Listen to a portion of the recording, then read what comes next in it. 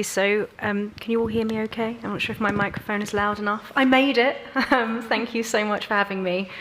Big fan of MCC's work, so it's a real honour to be able to be here in person, especially. So I really didn't intend this, and I'm so glad that I made it here in time to listen to all of the other speakers, because there's a continuous thread that runs throughout everything that has been said so far, and just by divine providence, perhaps, has echoes in what I'm about to say.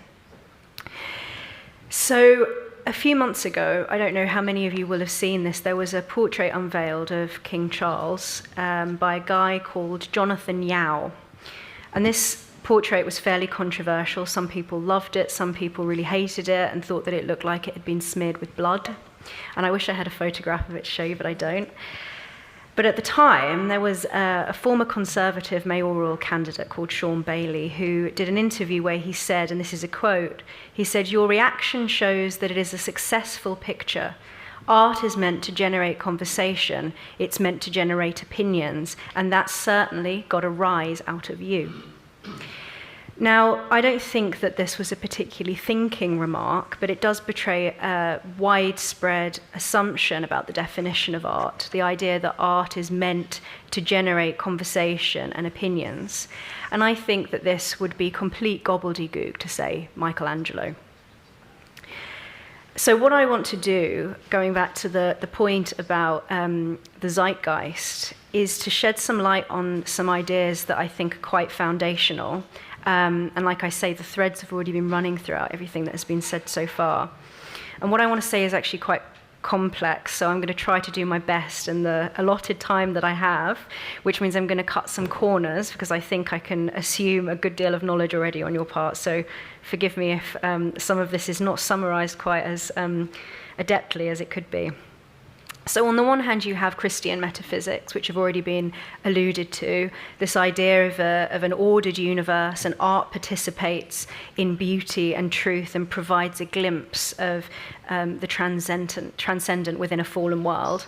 And then on the other hand, you have the dialectical Hegelian metaphysics of the critical theorists. You have this perspective that is so immanent, so opposed to the transcendent, that even the absolute is tied up in a process of self-realization through history's dialectical process.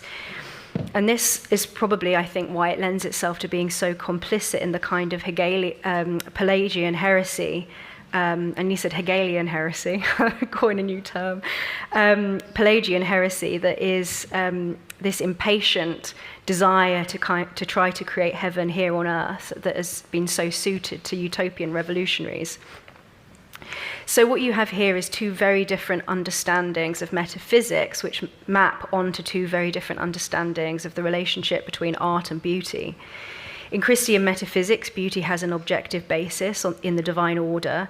In the critical theorists, there's no objective order, and art merely participates in the dialectical progression of history.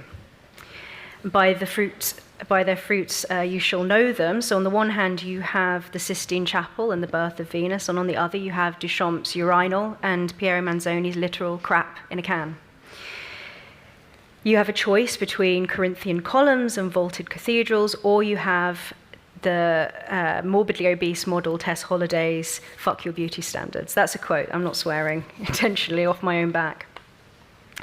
So that brings me to the crux of what I want to say today, which is about Herbert Marcuse's essay, Repressive Tolerance. There are a few pages in that quite long essay, a small section where he talks explicitly about art. And I think that can tell us a lot about the logic behind the desecration of beauty that we see around us in modern Western societies. I won't explain the broader context in any depth because it's too much, but it is very interesting, and James Lindsay has done a really good multi-part podcast on it, and the essay is available online for free if anybody wants to go into it in any more depth. So briefly, first a little description of Marcuse's overall thesis. He's a Frankfurt School theorist, I'm sure all of you already know, which married Marx and Freud, very influenced by Hegel, very influential on modern progressive woke circles. All of us will be too familiar with that. James Lindsay, I think, has quite rightly said that we are living now in the reality of the logic of Marcuse's essay, Repressive Tolerance. So in short, in this in this essay, Marcuse argues that neutral tolerance itself is rigged, that people are so brainwashed and filled with false consciousness that neutrality can only serve to perpetuate the existing oppressive order. He proposes reloading the dice by censoring anything that perpetuates that order, conservatives, and favouring the forces of liberation, the left or the new left, to facilitate radical progressive change. So he effectively redefines tolerance to mean intolerance.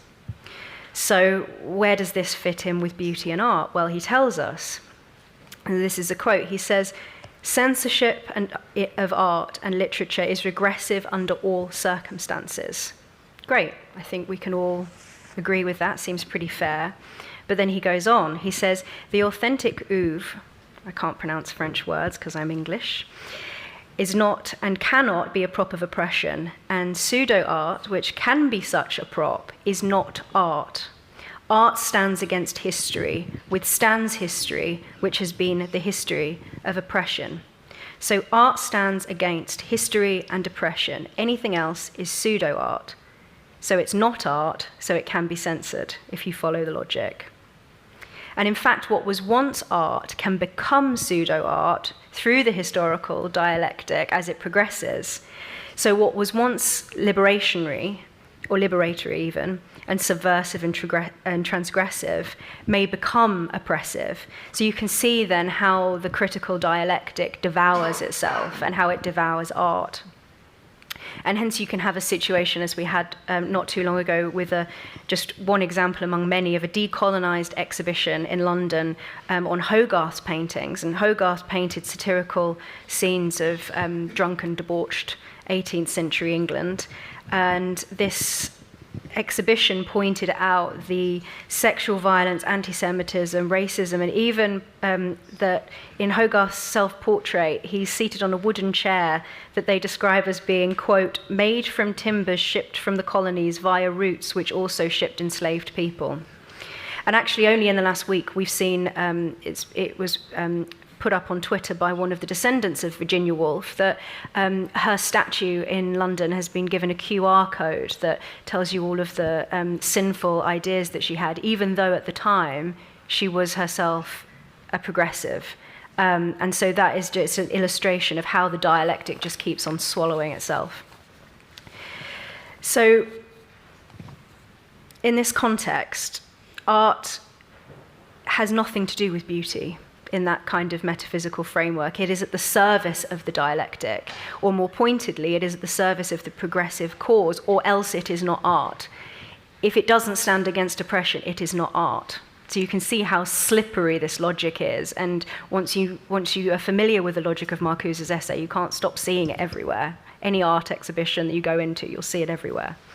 And Roger Scruton had this excellent phrase, the art of desecration, which he described as repudiating beauty and putting ugliness in its place, as opposed to art as a sort of consolation or homecoming. And that repudiation, as we've just seen through Marcuse's logic, that repudiation comes to serve political ends. And hence, we now walk off of our hideous, ugly streets into art galleries almost anywhere in Europe where you can find literal trash stapled to the wall.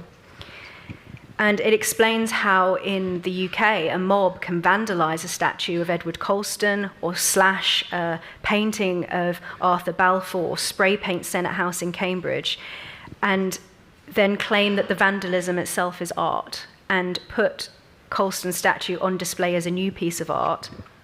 So you see how the march of the dialectic continues. So just to close, my point is that we are, I think, prone at talking at cross purposes. What we call art and participation in the transcendent order ordained by God, and beauty as a glimpse of that transcendent that can never be fully captured in this imperfect world, even if it's through ugliness, it's still participating in that way. That is not what they call art. And for people who align themselves with Marcuse, whether they realize it or not, art is by definition subversive and destructive. It exists to get a rise out of you, not to raise you up. Going back to Shaun Bailey's quote. So I don't think that's the entire explanation. I think that the logic only explains part of what we're seeing.